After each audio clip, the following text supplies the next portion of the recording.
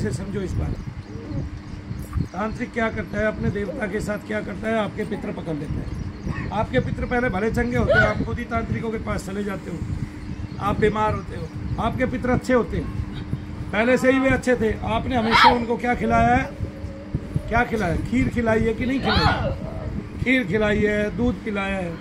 फिर जब आप तांत्रिक के पास गए, वो क्या खिलाएगा, तब सबसे पहले वो अपने देवताओं को आपके पितरों के साथ बांधेगा, आपके पितरों को उल्टा कर देगा, उल्टे हुए अपने आप हो जाएंगे। आप देखिए, आपके घर में कोई बच्चा है, उसने दारू पीनी चालू कर दिया, वो घर का उल्टा हो गया। जो जीवित है, उसने दारू पीनी, बीड़ी सिगरेट नशे करने चालू कर दिए, वो क्या हो गया, उल्टा हो गया। माँ बाप उसको कहेंगे सीधी, उसको उल्टी लगेगी, वो घर के नुकसान करने लग जाएगा, अपने आप लग जाएगा कि नहीं लग जाएगी। इसका मतलब खान पान में बहुत भारी दोष है। क्या है, खान पान में बहुत भारी दोष है। तब ऐसे ही भरे हुए के साथ होता है।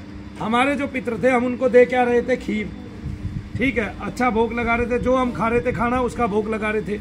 पवित्रता से उनको श्वेत वस्त्र दे रहे थे, जो आत्मा का प्रतीक है। क्या दे रहे थे, चावल दे रहे थे मुट्ठी भर के, और उनको नहला रहे थे उनकी मढ़ी बना के। अब क्या हुआ, अब हम किसी तांत्रिक के पास चले जाते हैं, हमें कष्ट होता है, कष्ट मान लिया बाह्य प्रेत का हमें हो गया, तो तांत्रिक क्या करता है, या हम कोई क्रिया कराने चले जाते हैं, घर की एक औरत, चाहे वो जिठानी है चाहे वो दुरानी है, तांत्रिक के पास चली गई कि मुझे मेरी जिठानी का नाश करना है, तब वो अपने देवता के साथ आपके पितर बांध देगा। पितर वही थे आपके, अब बिल्कुल सब सही चल रहा था, लेकिन दुरानी चली गई। अब वो दुरानी तो खुश इसलिए है कि मेरी मनचाही हो रही है, लेकिन उसको ये नहीं पता है घर दबता जा रहा है। वही पितर तुम्हारे हैं, वही उनके हैं। तब तांत्रिक क्या करेगा, आपके वे पितर अपने आप उल्टे हो जाएंगे। जैसे आपका घर का बच्चा नशा करने लग जाता है ना, शरारत करने लग जाता है, बदमाशी करने लग जाता है, कुछ और करने लग जाता है, ठीक है, तब वो उल्टा हो जाता है, घर के विपरीत चलता है, बार बार पैसा खर्चता है, या जबरदस्ती पैसे निकाल ले जाता है, माता पिता से लड़ने लगता है, तब वो विपरीत हो गया। उसी प्रकार तांत्रिक जो है आपके पितरों को विपरीत कर देता है, और वो तांत्रिक जब पितरों को विपरीत कर देता है तो उसका वो भोग बदल देता है। क्या बदल देता है, भोग। वही आपके यहाँ क्या क्या खा रहे थे, खीर खा रहे थे, अब तांत्रिक क्या दे रहा है, सिगरेट पिला रहा है, दारू पिला रहा है, मुर्गा दे रहा है, सुअर दे रहा है, बकरा दे रहा है। तब क्या होगा बताइए, भैंसा दे रहा है, बत्तखे दे रहा है, मेंढक दे रहा है, छपकली दे रहा है, कबूतर दे रहा है, मुर्गे दे रहा है। तब क्या होगा, वो एकदम से विपरीत चाल हो,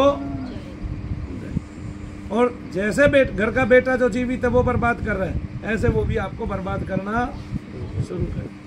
वापसी बहुत देर में होती है। आप ये बात देखें, वापसी, कोई आदमी दारू पीनी शुरू कर देता है, शुरू तो बहुत जल्दी हो जाता है, लेकिन वापसी बहुत देरी में होती है। जब वापसी करते हो ना, जब उसको सुधारने की कोशिश करते हो तो टाइम लग जाता है। तो कभी रिहेबिलिटेट क्या बोलते हैं, रिहेबिलिटेशन सेंटर में भेजते हैं, कभी कहीं भेजते हैं, कभी कोई दवाई दिलाते हैं, कभी कोई परेशान हो जाते हैं, छिक जाते हैं, है ना। इसी तरह होता है हमारे सबके साथ।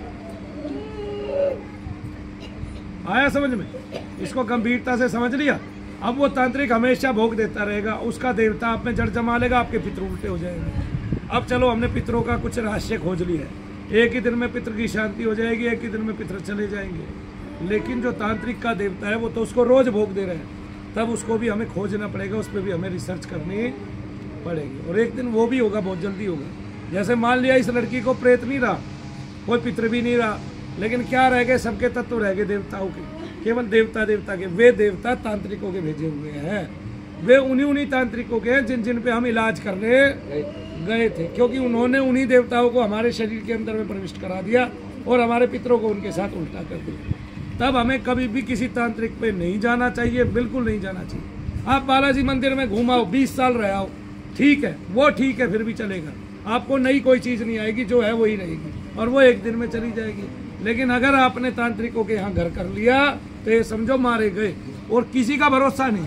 कोई तो आपसे आपके पितरी पुजवा रहा है, वो उल्टे हैं, वो और खा रहे हैं, पहलवान की तरह आपको ही लपेट रहे हैं, पहले भी लपेट रहे थे, अब भी लपेट रहे हैं, तब उसका समाधान नहीं हो पाया कुछ भी।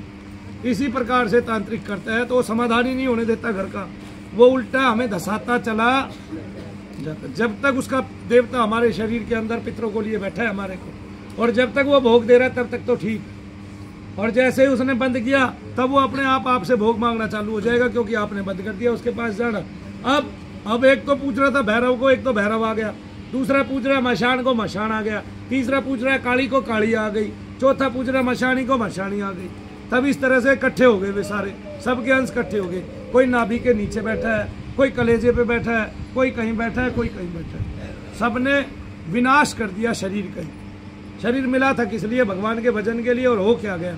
हमें तंत्र का सहारा लेना पड़ गया। इसलिए सारी औरतों को चाहिए कि वो ये काम कराने में कि कोई मेरे काबू में रहे, मेरा पति मेरे काबू में रहे, मेरे सास ससुर मेरा कहना माने।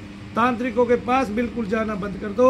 अगर तुम जाते रहे तो अपने ही कुल का नाश कर रहे हो, किसी का नाश नहीं कर रहे। बेशक तुम्हें ये अब दिखाई ना दे, लेकिन ये जायज हो गया है, ये ठहर गई है बात। ठीक है, एक दिन तुम्हारा बच्चा उसमें गिर जाएगा, तुम्हारी संतानें खुद ही गिर जाएंगी। गिर जाएंगी कि नहीं गिर जाएंगी? अब ये लड़की देखो पेट पकड़े बैठी है, इसको मशान लगा हुआ है पूरा का पूरा। ठीक है, चाहे आगे भी संसार में ऐसे केस ठीक नहीं होते हैं, किसी की ताकत नहीं, हिम्मत नहीं इसको ठीक कर दे। तब क्या करेगा? अपने देवता को लगा के इसका उतारा कर देगा, वो देवता और धस जाएगा इसके अंदर। मुझे तो खोल दे। कुछ दिन का आराम लगेगा इसको, बाद में फिर वही संज्ञा हो जाएगी इसकी। बोलो जय श्री देव।